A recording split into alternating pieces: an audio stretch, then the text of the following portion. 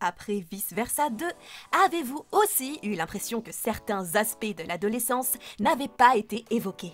Peut-être que les créateurs ont décidé de les garder pour eux et de les utiliser dans de futurs projets. Par exemple, Riley n'a jamais eu le béguin pour quelqu'un dans le deuxième film, ou nous n'avons pas vu de drame avec sa famille. Les émotions en équipe. Dans la vidéo précédente, nous avons parlé des relations possibles entre les émotions dans l'esprit de Riley. Par exemple, la tristesse et l'embarras sont deux émotions très proches qui s'entraident dans la suite du film. Je ne pense pas que les créateurs aient montré ces relations sans raison. Il y a des situations que les gens ressentent et qui sont expliquées par un ensemble d'émotions.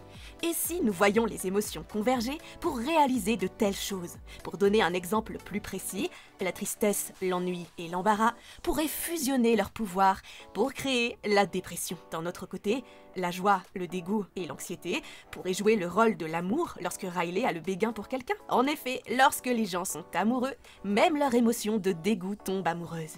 Et pour exprimer leurs sentiments, ils doivent surmonter leurs pensées anxieuses. Une autre possibilité est d'introduire de nouvelles émotions dans le siège, la plus évidente étant, comme je viens de le dire, l'amour. Le deuxième film était consacré à l'entrée de Riley dans la puberté.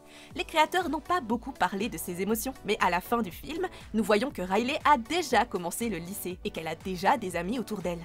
Cela signifie qu'elle rencontrera également de nouvelles personnes qui lui feront un effet différent des autres. Lorsqu'elle tombera amoureuse de quelqu'un sérieusement pour la première fois, l'amour risque d'apparaître dans le quartier général. Chaque émotion est différente et possède ses propres caractéristiques. Par exemple, l'envie n'a que 4 doigts et envie les autres émotions qui en ont 5. La joie brille avec des particules qui l'entourent, montrant ainsi son côté lumineux. Vous êtes-vous déjà demandé à quoi ressemblerait l'amour en tant qu'émotion? Tout d'abord, nous sommes tous d'accord pour dire qu'elle serait rose. Après tout, elle est excitée, enthousiaste. Elle porterait des lunettes, ce qui signifie que le béguin qu'elle admire affecte sa vision et qu'elle ne peut se concentrer que sur son amour. L'amour rend aveugle. Par ailleurs, l'amour pourrait également être le nouvel ennemi du quartier général. Amour pourrait commencer à prendre le contrôle de la console, tandis que Joie devient frustrée par l'attention unique qu'Amour porte aux relations. Amour insiste sur le fait que la construction de liens forts est cruciale pour le bonheur de Riley, tandis que Joie prône l'équilibre de son bien-être émotionnel.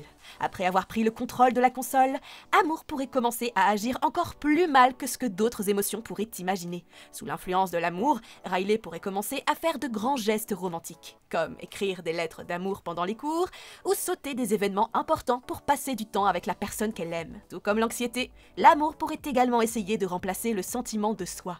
Pour ce faire, il mettrait l'accent sur son identité à travers ses relations. Ce nouveau sentiment de soi pourrait amener Riley à se sentir incomplète sans l'approbation des autres, et créer un sentiment de dépendance qui concerne les autres émotions. Que pensez-vous de l'amour? Oh, disgusted one. As you once believed in me, I will now believe in myself.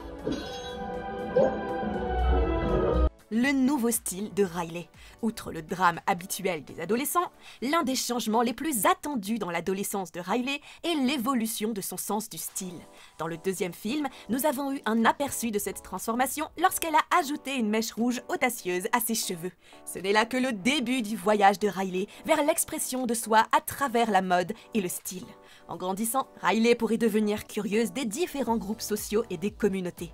Elle pourrait essayer différents styles pour voir où elle s'intègre, ce qui entraînerait des changements spectaculaires dans son apparence. Parce qu'elle essaie chaque jour des identités différentes, son apparence peut révéler une sous-culture différente. Cette exploration n'est pas seulement une question de mode, mais aussi de compréhension de son identité et de sa place. Une semaine, Riley pourrait adopter l'esthétique du style emo avec des vêtements sombres, un eyeliner épais et des coiffures spectaculaires.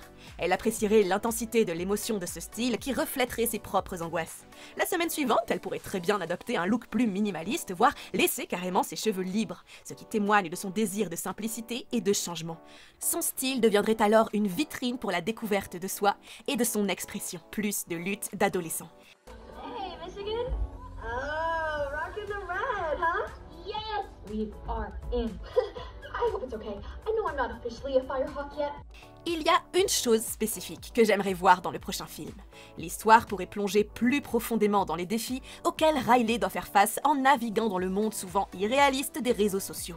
Le film pourrait mettre en lumière la façon dont les plateformes de réseaux sociaux peuvent créer une immense pression des pairs, affectant l'estime de soi et la valeur personnelle des jeunes.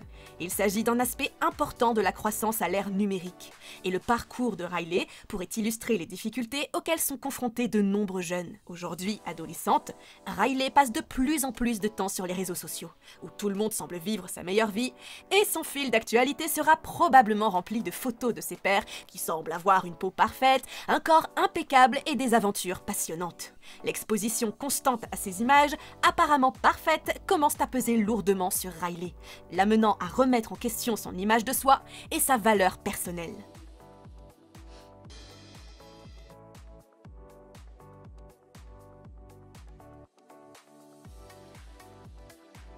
Et enfin, plus de drame dans la famille. Maintenant qu'elle est lycéenne et joueuse vedette de l'équipe de hockey sur glace, Riley commence à faire l'expérience de la nouvelle liberté qui vient avec l'adolescence. Alors qu'elle traverse cette phase passionnante de sa vie, ses habitudes et ses comportements changeants commencent à provoquer des frictions au sein de sa famille, en particulier avec son père. Le désir d'indépendance de Riley se heurte souvent aux instincts protecteurs de son père. Son père s'inquiète de voir Riley sortir tard avec ses amis et de l'influence qu'ils exercent sur elle. Cela donne lieu à de fréquentes discussions sur sa vie sociale. Riley a l'impression que ses parents ne lui font pas confiance, tandis que son père pense qu'il n'est que prudent. Ce chassé-croisé entre indépendance et protection est une source fréquente de tensions dans leur foyer. Le cercle social de Riley s'élargit et elle se tourne parfois vers des personnes que ses parents trouvent suspectes. Son nouveau groupe d'amis, connu pour son comportement différent, attirera l'attention de ses parents. Ses parents désapprouvent leur comportement, ce qui donne lieu à de vives discussions sur le choix de ses amis. Riley défendra alors ses amis, se sentant incomprise et injustement jugée. Cette lutte entre les attentes des parents et l'influence des pairs est un conflit classique que connaissent presque tous les adolescents. Le lycée est synonyme de défis scolaires, et Riley peut se retrouver aux prises avec des cours difficiles et des examens ardus. Lorsque ses notes commenceront à baisser, ses parents exprimeront leurs inquiétudes. Ils craignent que ces activités, en particulier le hockey sur glace, ne prennent le pas sur ses études.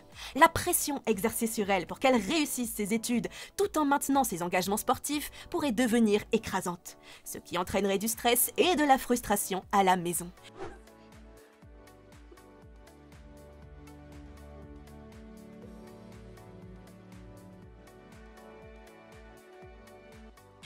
Et voilà les gars, c'est tout pour moi. Que pensez-vous du prochain film Vice Versa à venir? Est-ce que vous pensez qu'il y a d'autres choses qui se passeront dans ce film? Si vous avez d'autres idées, n'hésitez pas à me le faire savoir en commentaire. N'oubliez pas de vous abonner à la chaîne si ce n'est pas encore fait pour ne rien manquer de toutes nos prochaines vidéos. Likez d'ailleurs cette vidéo si elle vous a plu. Et sur ce, je vous donne rendez-vous très bientôt dans la prochaine vidéo. C'était Romane, au revoir!